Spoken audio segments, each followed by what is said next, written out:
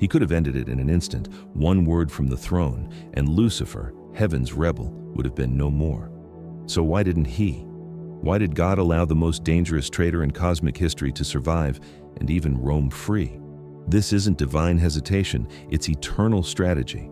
The real reason God didn't destroy Lucifer immediately reaches beyond judgment, beyond angels, even beyond time itself.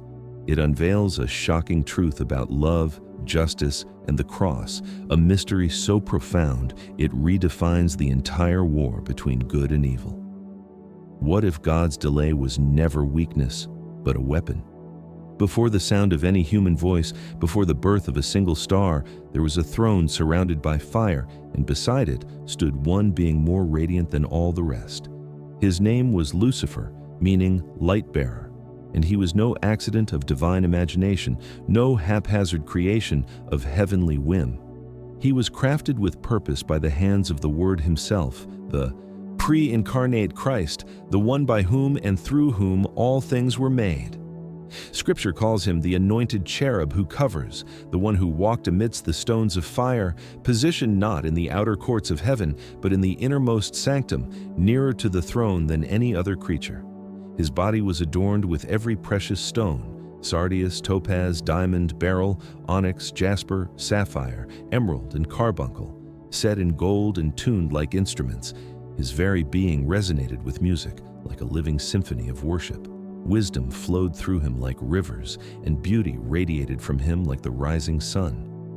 But these gifts were not ornaments, they were instruments, bestowed not to magnify himself, but to reflect the glory of the one who sat upon the throne. He was the crescendo of the angelic order, the crown jewel of creation's first age, the visible embodiment of God's creative extravagance. But in the depths of that beauty, something imperceptible began to shift. It did not begin with a scream or a challenge. It began in silence, in the smallest bend of admiration inward. The light-bearer, who had spent eternity reflecting the radiance of the Creator, began to see that light as his own. It was not evil yet, not in form, not in action, but it was the beginning of curvature. Pride does not announce itself. It creeps, it coils, it suggests. What if, it whispers, you are not just the reflection, but the source? And even as these subtle threads of self-exaltation wove themselves into Lucifer's thoughts, Jesus saw it. He saw the shift. He saw the future. He saw the war, the ruin, the cross. And yet, he did not unmake him. He did not speak him out of existence. The same voice that said, "Let there be light," could have said, "Let him be no more." But it didn't. Because what was forming in heaven that day was not a mistake. It was a mirror, a cosmic reflection of the eternal tension between freedom and love. Jesus, the Lamb slain, before the foundation of the world, knew what he was doing. He was not surprised by Lucifer's inner twisting. He was preparing to reveal something greater than perfection, the meaning of grace. True love cannot be forced, and perfect worship cannot come from automation. So God made angels with will. And Lucifer, the most adorned among them, was given the highest place, not as a test but as a trust. Yet that very trust became the seedbed of rebellion. Ezekiel writes, "You were perfect in all your ways until iniquity was found in you." The iniquity was not implanted by God, it arose from within. From the mysterious potential that comes with freedom, the same freedom that gives love its weight.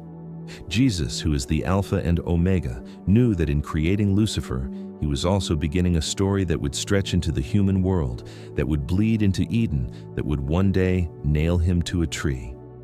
And still, he breathed life into the light-bearer. Still, he clothed him with gems. Still, he placed him by the throne. Because what was at stake was not just heaven's peace, it was the eternal revelation of God's nature. The angels who watched Lucifer rise could not yet see where this would lead. They saw beauty and power and harmony. But the Lord of hosts saw something deeper unfolding, a drama in which justice, mercy, freedom, and love would collide. The brilliance of Lucifer was the stage on which the cosmos would learn what worship truly means. He was not a puppet who broke free. He was a prince who chose pride. And even as he walked the fiery stones, even as his wings stretched beside the throne, his heart began to twist. Isaiah 14 records his inner voice. I will ascend above the stars of God. I will exalt my throne. I will be like the Most High. These were not spoken aloud. They were thoughts, intentions, seeds, and Jesus heard them all. Yet no fire came, no judgment was pronounced. The throne remained silent. Because the love of God is not reactive, it is revelatory. He allows what he hates in order to reveal what he loves more. Lucifer's ascent would be allowed so that his fall would teach. His pride would be exposed not through instant destruction, but through eventual consequence. And in that gap between rebellion and judgment, the universe would see the wisdom of God, the patience of God, and the glory of the cross long before the nails. This moment, this divine hesitation, is where the mystery begins. A perfect being turning imperfect, a creator allowing the descent, a throne choosing silence over retaliation, and a love so vast that it risked being misunderstood so that the fullness of its beauty could one day be seen. This is not the story of a mistake. It is the opening of a mystery, one that touches every human life. Because if the highest angel could fall, then every heart must be guarded. And if even that fall was met with patience, then perhaps your darkest moment is not the end of your story, but the beginning of something greater. Before we continue, if this content has blessed your life, like, comment, and share. Subscribe to the channel, and if you would like to bless the channel, click the Super Thanks button and leave an offering of any amount or become a member. That way, we can continue investing in research and improvements to bless your life even more. The story of Lucifer is not about a monster, it is about a choice. And if love is to mean anything, it must be chosen. What God began in that moment was not a battle, it was a revelation. And every angel, every human, every soul watching would one day understand that what happened beside the throne was not an accident. It was an invitation to worship not because we must, but because we see. The silence in heaven was not the absence of knowledge. It was the presence of restraint. As Lucifer's inward gaze grew darker, as his admiration of God turned slowly into admiration of self, no alarm was sounded in the courts of glory. No decree thundered from the throne. The cherub who once sang the harmonies of light now hummed dissonant notes under his breath. And still, Jesus watched with piercing eyes, not in ignorance, but in long-suffering wisdom. He saw the first flicker of jealousy when the worship of other angels no longer satisfied him unless it passed through his presence first. He saw the first swell of resentment when the throne reminded him he was created, not enthroned. The divine architect who had set every gem in Lucifer's covering, who had tuned his very frame to resonate with worship, now observed the same being bend those gifts inward, twisting glory into entitlement. And yet, no word of rebuke came. No angel was dispatched to correct or confront. No heavenly law was imposed to restrain the growing hunger for dominion. Instead, there was silence, a divine pause, not because the rebellion was hidden, but because it was not yet finished. Pride is not like lightning, it is like smoke. Spreads slowly and invisibly, clinging to everything it touches. And Jesus, who could have crushed it like ash underfoot, let it rise. Because only when the smoke fills the temple can those within recognize that something is burning. The angels did not yet understand. They still saw Lucifer as he had always been, radiant, gifted, magnificent. But Jesus saw what they could not. He saw that beneath the sparkle was corrosion, and beneath the music was mutiny. And so he waited. Not because he lacked the power to act, but because he possessed the wisdom to wait. If he had intervened too soon, he would have appeared insecure. If he had silenced Lucifer without exposure, the loyalty of heaven would have been fear-based, not love-born. And so the King of Eternity held his peace, allowing rebellion to mature like a bitter fruit, so that when it fell, it would reveal not only its own rottenness, but also the faithfulness of every branch that refused to bear it. The silence of God was never passive. It was judicial. It was the patience of a holy courtroom, allowing the evidence to assemble before the verdict was pronounced. And in that sacred pause, Lucifer grew bolder. He began to speak, not aloud at first, but in glances, in carefully worded questions, in subtle contrasts. Why should one will rule all others? Why must the glory always return to the throne? Do we not have beauty too? Are we not light bearers in our own right? And still, heaven held its breath. There was no thunder, no fire. There was only space, space to choose, space for angels to listen, to consider, to decide. For the first time in creation, loyalty would be tested not by command, but by clarity. Would they see the difference between admiration and ambition, between humility and hunger for power? Jesus did not sit idly by. He watched every word, every thought. He read every motive. And yet, he remained silent.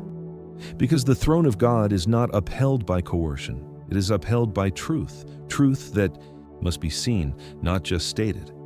And truth, when it confronts lies, must do so with timing as precise as light striking a mirror. Too soon, and it blinds. Too late, and it fades. Jesus, who is the truth, chose the perfect silence.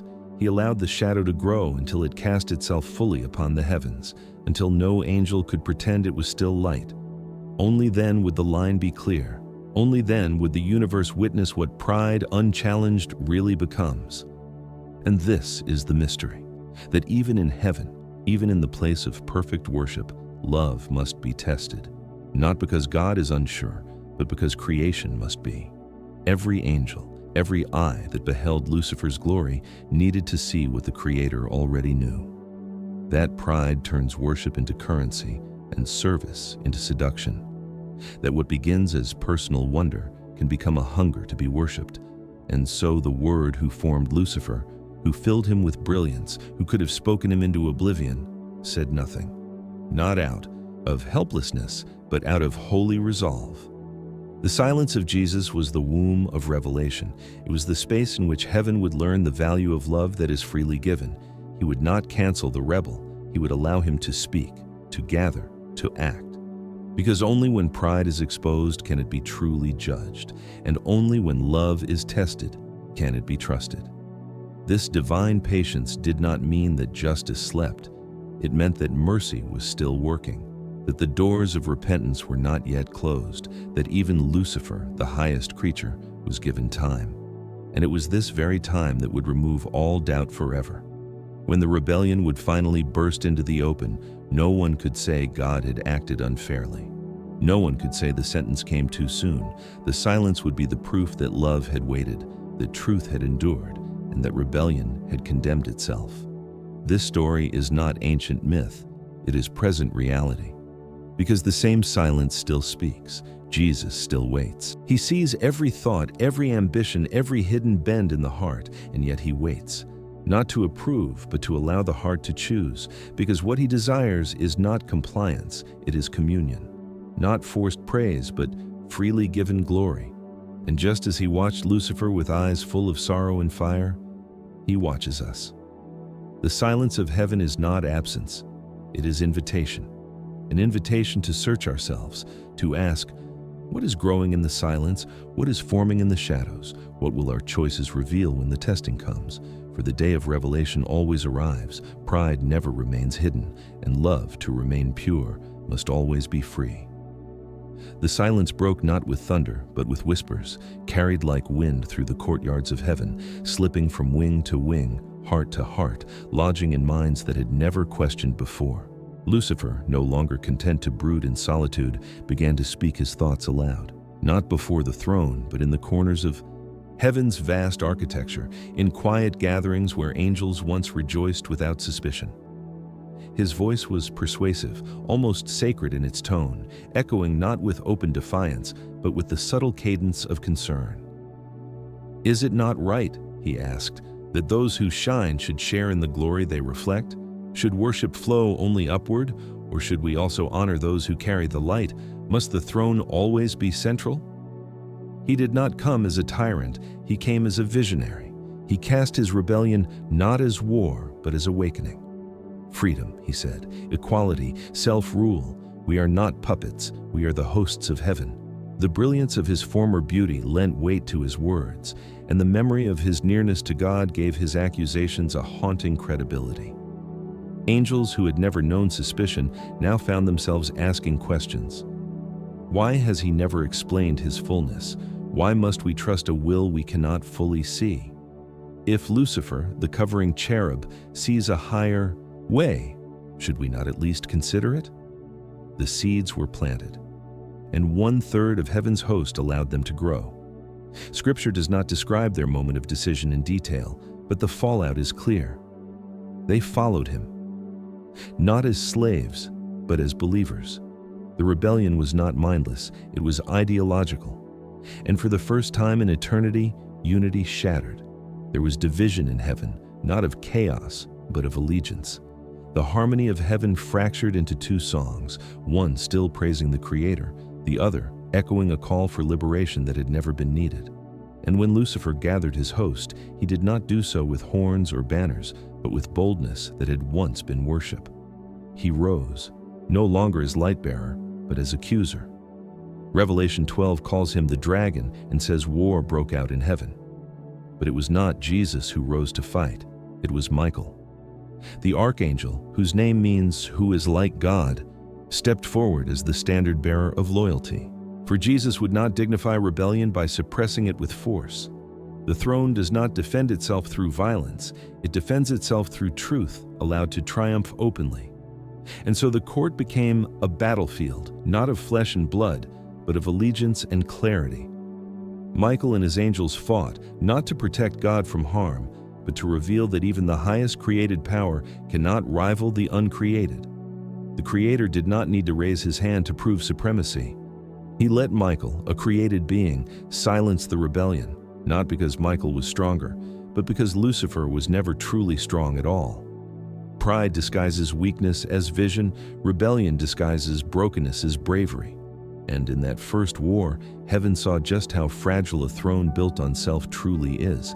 The battle was swift in its conclusion, though vast in its consequence. The light that once adorned Lucifer became shadow. The authority he once bore became exile. The harmony he once led was replaced with a roar of judgment. Jesus had not struck, but justice had fallen. Not by annihilation, but by expulsion. The dragon and his angels were cast out, no longer fit to dwell in the presence of glory. And still, Jesus did not lift a hand. Because the point had been made, rebellion can rise, but it cannot win. God is not threatened by challengers, he is revealed by them. The courtroom had become a classroom, and every angel who remained loyal did so not because they were forced, but because they had seen. They had watched pride grow. They had watched love remain silent. They had watched justice rise through the hands of Michael, and now they understood. Loyalty is not blindness, it is sight. Sight that has seen the alternative and chosen holiness anyway. The scars of that first war did not fade. They echoed. Through every chamber of heaven, through every song sung around the throne, there is now a weight that was not there before. Worship carries memory. Glory carries story, and the angels who sing, "Holy, holy, holy," do so not out of naivety, but out of conviction, because they remember what it cost to keep heaven pure, and more than that, they remember that the king did not need to shout to be sovereign. He let the dragon fall, and through that fall, proved that no throne built on self can stand against the one who is. This moment in eternity shaped everything that followed, because the war in heaven was not about territory. It was about trust. And when the rebel fell, trust was established not just by command, but by conviction. The victory of Michael was the silence of Christ spoken out loud, and the message was clear. The throne cannot be overthrown, not because it is guarded by force, but because it is founded on truth. And truth, once seen, needs no sword. Lucifer fell, and heaven was cleansed, but he did not die. The dragon was cast down like lightning, expelled from the courts of glory, stripped of rank and radiance, but not erased from existence. And this mystery strikes the heart of every honest soul. If God is all-powerful and perfectly good, why was the father of lies allowed to breathe another moment? Why was the rebel not crushed beneath the weight of divine judgment the very instant he turned? The answer is not weakness, it is wisdom. Judgment to be trusted must be seen, and truth to be loved must be contrasted.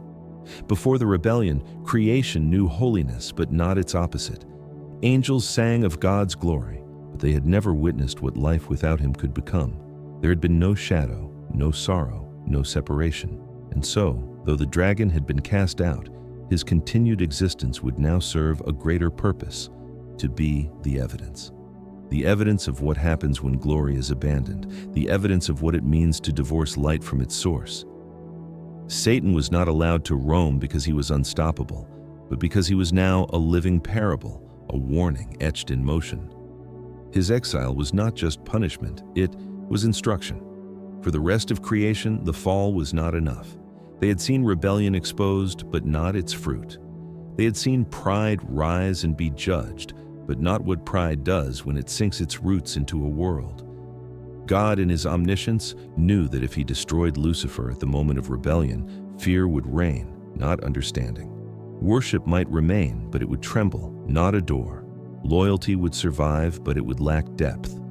And so he allowed the story to continue, not endlessly, but long enough for every creature to see what evil truly is. Lucifer, once the morning star, became Satan, the accuser. But in his very existence, he became something more, a mirror showing what separation from the source leads to. Every lie he told, every wound he inflicted, every war he whispered into the hearts of men would become the curriculum of heaven's education. The dragon became a canvas on which the consequences of sin would be painted with agonizing detail, and humanity, when it was formed from dust and breath, would enter that same classroom. In Eden, the serpent slithered in. Not because God could not keep him out, but because the garden itself was a stage where trust would be tested again. Just as the angels had chosen, so would man. And just as the angels had seen pride fall, so now man would see it crawl. But even then, God's restraint was not abandonment. He walked in the garden, he warned, he asked, "Where are you?" Not because he didn't know, but because man didn't. The fall of Satan would ripple forward into every human soul, turning choice into a battlefield, turning love into a question, but it would also make the answers more beautiful. Had God destroyed Satan immediately, there would be no understanding of grace, no comprehension of mercy, no revelation of the cost of rebellion. The universe would know God's power, but not his patience, his wrath, but not his wisdom, his authority, but not his long-suffering. And so the enemy remained, not free, but on a leash, not sovereign, but permitted. He is called the prince of this world, but even his kingdom is on borrowed time. Like a shadow cast by a setting sun, his dominion only proves that light is near. And in this delay, in this space between justice deserved and justice delivered, the character of God is revealed. The dragon was not destroyed because God was not done teaching. The story was not over. It had just begun. And through it, every being who watches, angelic or human, would come to understand not just what God can do, but who God is. Not just that he is holy, but why. Not just that sin is wrong, but how. In the patience of God, Satan became the foil, the contrast, the echo of a choice that continues to this very hour. His lies test the hearts of men. His accusations test the mercy of heaven. And all of it moves toward a single conclusion, not the vindication of God's power, but the vindication of his love. Because when the final, our judgment falls, and it will fall not on a mystery, but on a being fully exposed. No one will mourn his destruction. No voice will cry out in protest, because by then, all of creation will have seen what he truly is. The deceiver will have deceived. The destroyer will have destroyed. And the world will know without question that the rebellion never offered freedom, only chains, that the throne was never tyranny, only truth. And in the end, even the dragon's continued breath will testify to the mercy he rejected. The war may have begun in heaven, but its echoes are heard in every heart. And just like the angels, we are invited not merely to observe, but to choose. Will we follow the voice that says, "You can be as God," or will we return to the one who says, "I made you in my image"? Satan's life is not evidence of God's absence. It is evidence of his unmatched patience, and that patience is not forever. It has a limit. The dragon's days are numbered, and with every passing hour, the purpose for his survival becomes clearer. He was not allowed to live so that evil could thrive, but so that goodness could be fully seen. The fire that awaits him is not vengeance, it is closure. A cosmic curtain call where every eye sees and every tongue confesses that only one name stands eternal. And it is not his. Long before there was a serpent in a garden, there was a lamb in the mind of God. Before Lucifer twisted glory into pride, before Eden heard the whisper of rebellion, the cross was already set in motion, not as a reaction, but as a revelation. Jesus did not merely anticipate the fall, he architected the answer before the foundation of the world was laid. Scripture calls him the Lamb slain from the foundation of the world, not slain in time, but in purpose. The cross was never plan B. It was always the plan. It was not conjured in desperation, but conceived in eternal wisdom. When Lucifer exalted himself, he ignited the need for redemption, but he did not catch heaven off guard. For even his rebellion was destined to be swallowed by a love that cannot be defeated. God's answer to evil was not eradication of the rebel, but the transformation of the rebellion's victims, not by wiping them out, but by entering into their pain, their shame, their sin. At the cross, Jesus did not merely win a war, he revealed a heart so determined to redeem that it would descend into the very mess that pride created. The delay in destroying Lucifer was not permission, it was preparation. For God was not interested in proving he could crush a traitor, he was interested in proving he could redeem a world. The universe would not see the depth of his justice by fire alone, but by blood. Lucifer brought death into the world, but Jesus brought himself into death, not as a victim, but as a victor wrapped in suffering. And it is here, in this collision between the rebellion and the Redeemer, that the true reason for delay becomes clear. Sin would not be answered with raw force, but with perfect love. Had God destroyed Lucifer at the moment of his fall, the universe would have learned that God punishes, but not that he loves. Judgment would have been visible, but mercy would have remained hidden.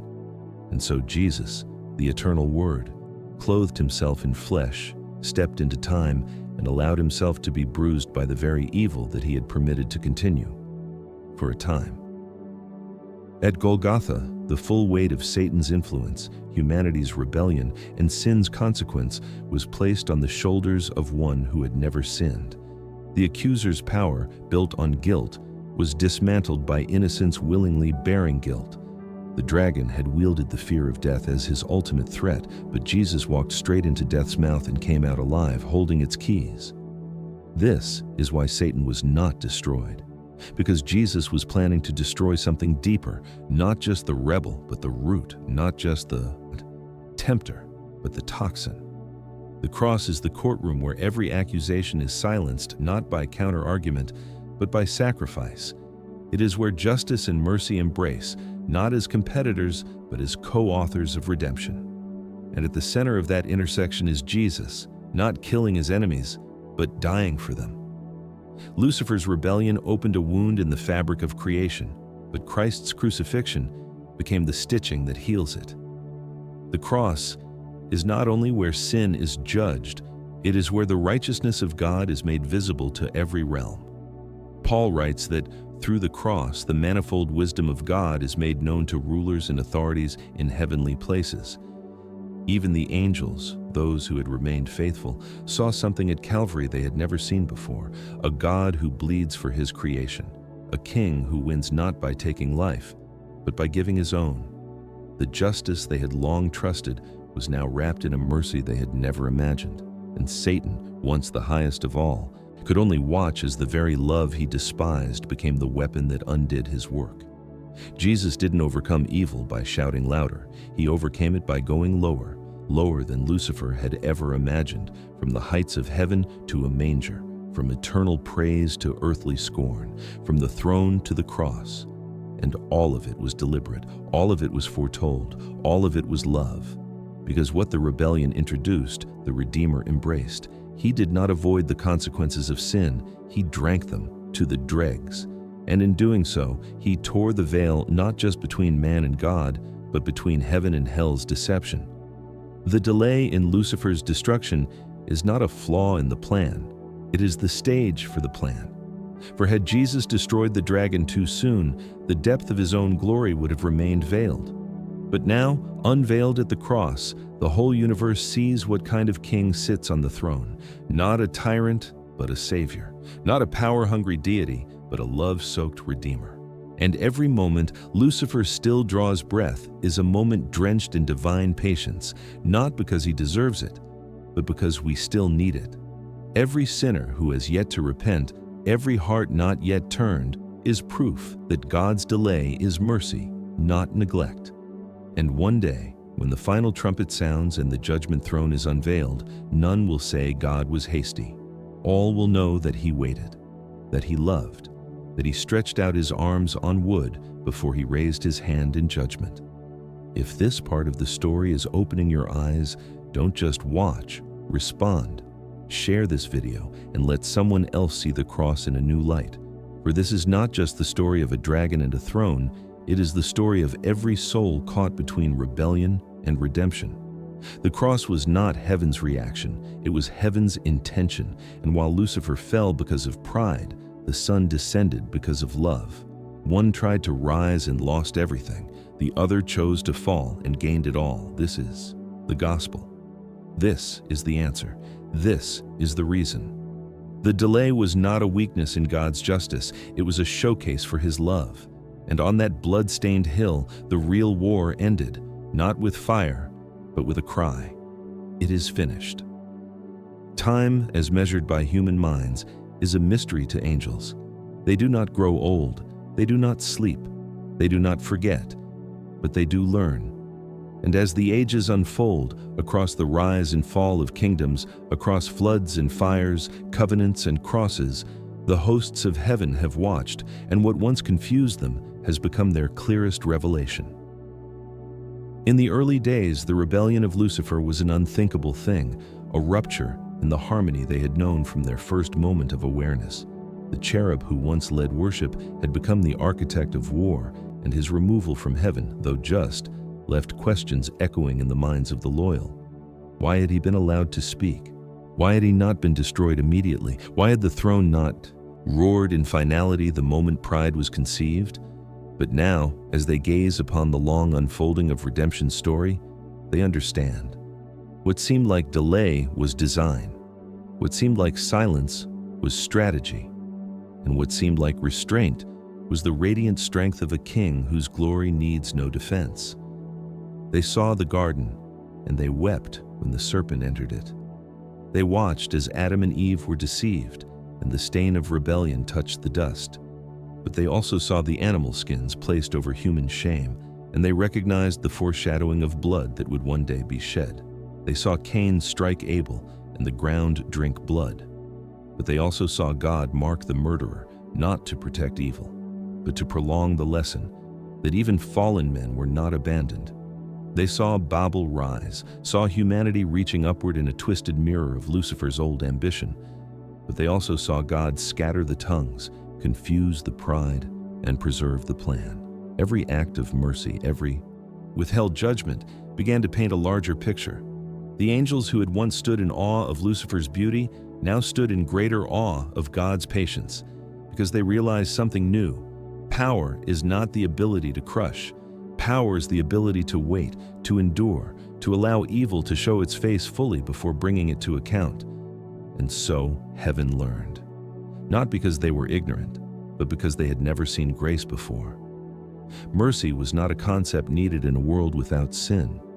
But now, through every prophet raised, every covenant given, every prayer answered through cracked altars and broken people, they saw it, the depth of divine love.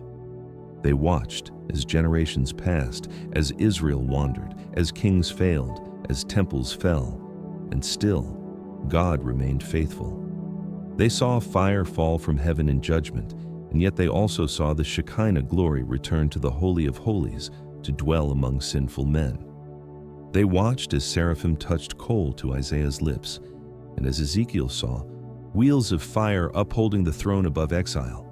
They began to perceive the tension of glory and grief, of holiness and hope, held perfectly in the heart of God. And then they saw the moment that split all ages, the incarnation. The eternal Word became flesh. The one they had worshipped from before, time now grew inside the womb of a girl who would need to be taught to walk, to speak, to breathe. They gathered over Bethlehem, not with curiosity, but with reverence. Glory to God in the highest, they sang, not because God had become man, but because through this man, God would reveal himself more clearly than ever before. They followed Jesus throughout his life. They ministered to him in the wilderness. They waited at his tomb, and they marveled when he stayed on the cross. No legion came to rescue him, though legions stood ready, because the one who needed no help had chosen to suffer. And in that choice, heaven saw what power looks like when it wears humility, what justice looks like when it bleeds for the unjust, what obedience looks like when it loves unto death, and when he rose, not by force but by purity, not through angels but through the Spirit, they rejoiced. The war had turned, the dragon had been dealt a death blow, and they understood that God's delay in destroying Lucifer was not slackness, it was strategy. Because now, love was no longer theoretical, it had scars, and every angel who had stood in loyalty from the beginning now worships with a deeper knowledge. They have seen the cost of sin, they have seen what the throne was willing to endure, and they bow, not because they are commanded, but because they are moved. Their worship is no longer just alignment, it is awe. They cry, "Holy, holy, holy," not because it is written, but because it is true, because they have seen what holiness does when stained hands reach for it. They know that Lucifer's survival is not a threat to the throne. It is a stage for glory. Every temptation he whispers, every nation he deceives, every lie he spins is ultimately turned against him by a God who writes redemption into rebellion's wake. The angels see this. They marvel at it. And so must we. Because every delay in justice on earth is not evidence that God is distant. It is proof that he is still revealing, that he is still drawing hearts, that he is still writing stories that will one day be read aloud before a great white throne where no one will question the verdict. Lucifer remains, but not as victor. He remains as evidence, a reminder that love does not scream to be obeyed, it kneels, and every knee, in heaven and on earth and under the earth, will bow, not because they are forced, but because they will see. That justice was never abandoned, it was waiting. And in that waiting, the angels learn to worship not just from duty, but from wonder. Satan still prowls. He deceives, accuses, tempts, divides. He masquerades as light and slithers in shadows, whispering to hearts that have grown weary in a world that groans. But his fury is not a sign of strength, it is a sign of desperation. Revelation declares it plainly. He knows his time is short. And now, at the end of the age, we begin to understand why he still moves, why the dragon was not chained the moment he fell. The delay that once seemed like divine hesitation has revealed itself as holy orchestration. God was never merely trying to remove a rebel. He was working to redeem a people. The enemy's survival is not a glitch in the plan. It is part of the proof that the plan is greater than we could have imagined. Because when Lucifer fell, God already had us in mind. When pride fractured heaven, mercy was already preparing a manger. When Eden's gate was closed, the path to a better garden was already being paved. God allowed the deceiver to continue so that no one would ever again worship out of ignorance, serve out of fear, or love without knowing the cost. You and I are not afterthoughts in this war. We are its purpose. While Satan sought to ascend and claim a throne, Jesus descended to seek and save the lost, and that descent, that act of humble, bleeding glory, is what Lucifer could never understand. Power to him was always about exaltation. But Christ revealed that true power lays itself down, and in that laying down, He made a way for rebels to be redeemed, for slaves to be sons, for wanderers to come home. The same throne Lucifer tried to seize is now the throne of grace, and the same hand he tried to strike is the hand stretched out to save. The drama of heaven did not end with the war. It descended into earth, into time, into flesh, into you. Every human heart is now a battlefield where the echo of the first rebellion still resounds. The question is the same. Will we trust the throne or reach for it ourselves? Will we crown the Creator or attempt to unseat him in the quiet corners of our choices? This is why it still matters. Because Satan is not just history, he is present.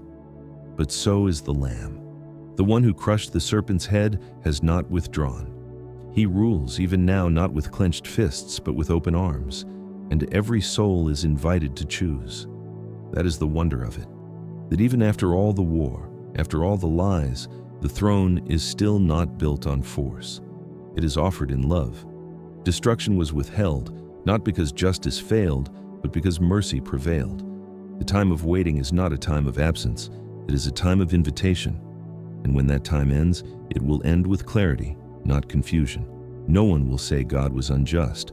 They will say he was patient. They will say he was faithful. They will say he was more committed to rescue than to revenge.